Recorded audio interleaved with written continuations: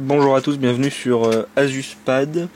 Alors, je vais juste faire une micro vidéo, une toute courte, pour comparer en fait la Transformer et la Transformer Prime sur un point, qui est le Wi-Fi.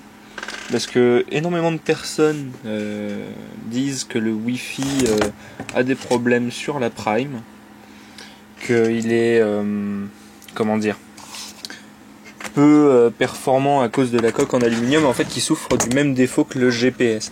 Donc pour le GPS d'ailleurs on nous a beaucoup posé la question, je ne l'ai pas encore testé, je le testerai, je vous dirai ce qu'il en est. En attendant, je voulais vous montrer du coup une Transformer Prime à côté d'une... Parce que si j'éteins ça c'est mieux, ouais pas top.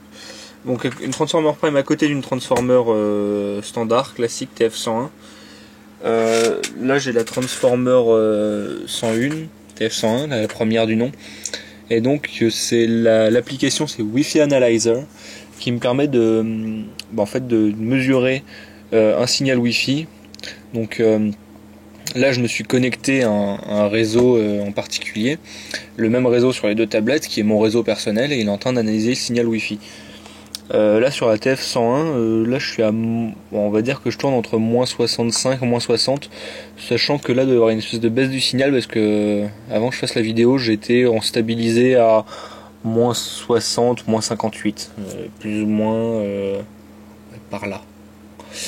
Donc voilà, donc on va dire que je suis entre moins 65, moins 60. Hop, je vais sur la Prime, et regardez. J'étais à moins 65 à peu près, je viens de passer, voilà, je me promène entre moins 65 moins 55 on va dire. Donc les deux tablettes sont aussi performantes, si ce n'est même peut-être un léger avantage de temps en temps pour la Prime justement. Donc les problèmes de Wi-Fi, du moins sur le modèle que nous on a en test, c'est un peu de la foutaise, on va dire ça comme ça. Enfin, du moins de ce que nous on constate comme ça en les testant. Je vous laisse regarder encore une fois, hein, les aiguilles elles sont au même niveau, ça bouge un peu, un coup il y en a une devant l'autre, un coup c'est une autre. Je vais essayer de prendre un autre réseau pour voir.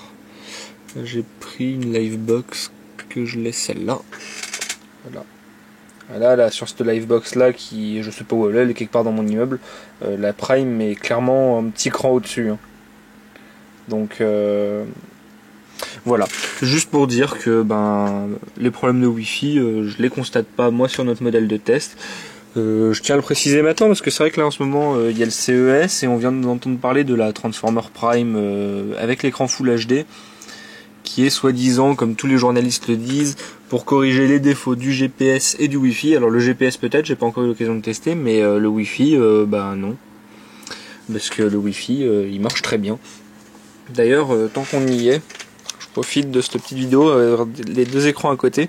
Là j'ai ma Transformer qui est en luminosité à fond.